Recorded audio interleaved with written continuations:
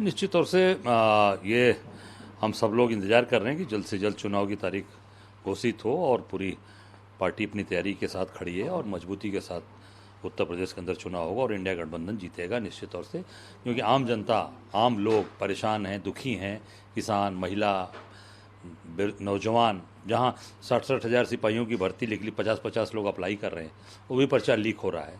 तो समझता हूँ हर व्यक्ति इस सरकार से उब चुका है, वो जल्द से जल्द इनसे छुटकारा चाहता है। एक बड़ा सवाल ये भी है, जहां चुनाव की तारीखों का ऐलान होने वाला है, वहीं अभी तक अगर यूपी में बात करें तो अमेठी या रायबरेली, इन 2 सीटों को लेकर के बड़ी चर्चा चल रही है। इससे पहले भी प्रेस कॉन्फ्रेंस करी थी आपने, तब भी ये बातचीत हुई थी कि नाम सजेस्ट किया गया राहुल जी और प्रियंका जी का, लेकिन अभी तक कुछ अपडेट नहीं मिल पाई, ना ही नहीं। अभी तो पूरे उत्तर प्रदेश की 17 सीट बाकी हैं, केवल अमेठी रायबरेली ने 17 सीट बाकी हैं और एक साथ घोषित होंगे।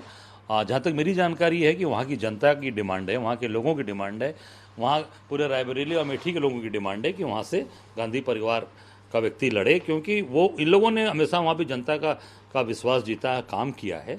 तो वहाँ के लोगों की डिमांड है कि ये परिवार चुनाव लड़ेगा तो निश्चित तौर से भारी मतों से चुनाव जीतेगा और वहाँ की जनता परिवार की तरह मानती है, अपने परिवार का सदस्य मानती है।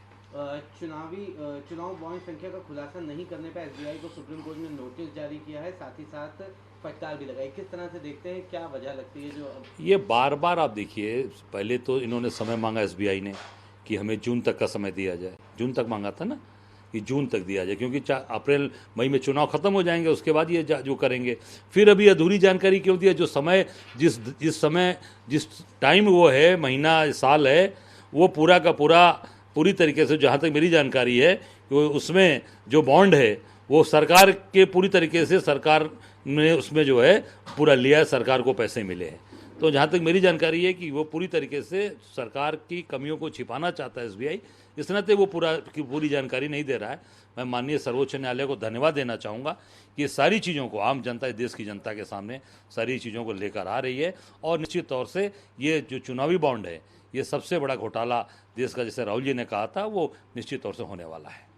एक आखिरी सवाल रहेगा, सुप्रीम कोर्ट 19 मार्च को सीए नियमों पर रोक लगाने की मांग वाली याचिकाओं पर सुनवाई करेगा। सुप्रीम कोर्ट ने शुक्रवार को नागरिकता संशोधन अधिनियम 2019 पर रोक लगाने की मांग करने वाली याचिका पर 19 मार्च को सुनवाई करने के लिए सहमत हुआ।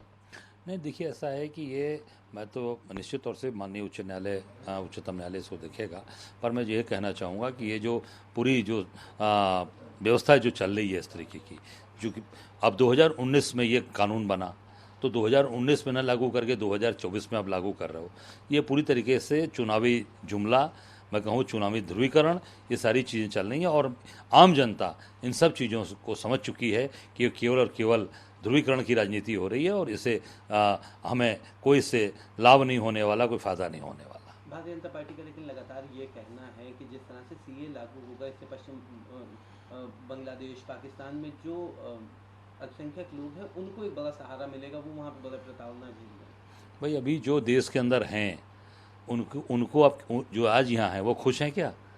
उनको प्रताड़ित नहीं हो रहा है? कितने लोग प्रताड़ित हो रहे हैं आप देख लो उठा के, कहीं कोई काम नहीं, रोजगार नहीं, नौकरियाँ पेपर लीक करा दे रहे हैं आप। ये सब क्या है? जो हैं आपके, उनको तो रोजगार आप दे नहीं पा रहे हो, उनको नौकरी दे नहीं पा रहे हो। बाहर से लाकर 142 करोड़ अभी आबादी है और अब लाकर यहाँ पर भरेंगे और लाएंगे लोगों को। मैं समझता हूँ कि और जो अभी बाकी लोगों के साथ अत्याचार अन्याय यहाँ हो रहा है और अत्याचार अन्याय बढ़ जाएगा। एक आखिरी सवाल इसी में रहेगा, आज अरविंद केजरीवाल के आवास पर जाकर लोगों ने जो उस समुदाय से जुड़े हैं जिनको सीए के तहत नागरिकता मिलनी थी, बड़ा प्रदर्शन जाहिर किया और ये बात कही कि अरविंद केजरीवाल को माफ़ी मांगनी चाहिए। मेरी जानकारी में नहीं है कि क्या उस पर है, पर निश्चित तौर से मेरा ये कहना है कि 2019 में ये कानून पास हुआ था, उसी समय इसको लागू करना चाहिए था।